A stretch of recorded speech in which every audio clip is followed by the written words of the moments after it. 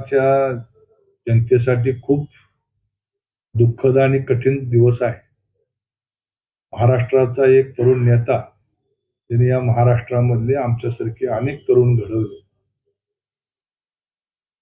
असे अजितदादा यांचं आज विमान अपघातामध्ये दुःखद निधन झालंय. पण हे आता सुद्धा खरं वाटत नाही आणि अजूनही वाटते की परमेश्वर काहीतरी चमत्कार करेल.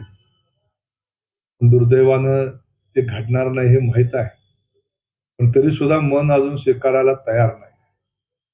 अजितदादा राजकारणातला त्यांच्या जाण्यानं खऱ्या अर्थानं एक दादा गेला.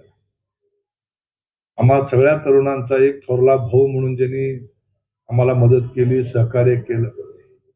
विशेष करून 1990-95 नंतरची जी पिढी त्या सोलापूर जिल्ह्यामध्ये काम करते, त्या सगळ्यांना सहकार क्षेत्र असेल, राजकीय असेल, त्या ठिकाणी कुठलाही पक्षीय अभिनिवेश न बाळगता दादानी मदत केली, सहकार्य केलं.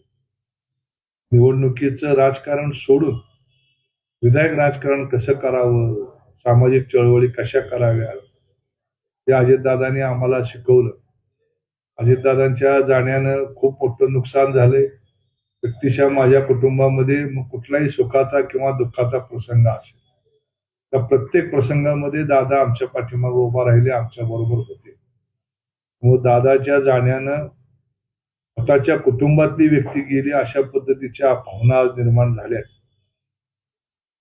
आज दादांच्या जाण्यानं महाराष्ट्राची खूप मोठं नुकसान या ठिकाणी झालंय, खूप मोठी पोकळी निर्माण झाली. दादांच्या कुटुंबामध्ये सुनेत्रा वहिनी असतील, त्यांचे कुटुंबीय असतील, त्यांच्यावर तर दुःखाचा डोंगर कोसळलाय. परमेश्वर हे दुःख सहन करण्याची शक्ती त्यांना परमेश्वरानं द्यावी, ही या निमित्तानं प्रार्थना करतो. आणि अजितदादांच्या प्रती पुन्हा एकदा आदरांजली, श्रद्धांजली अर्पण करतो.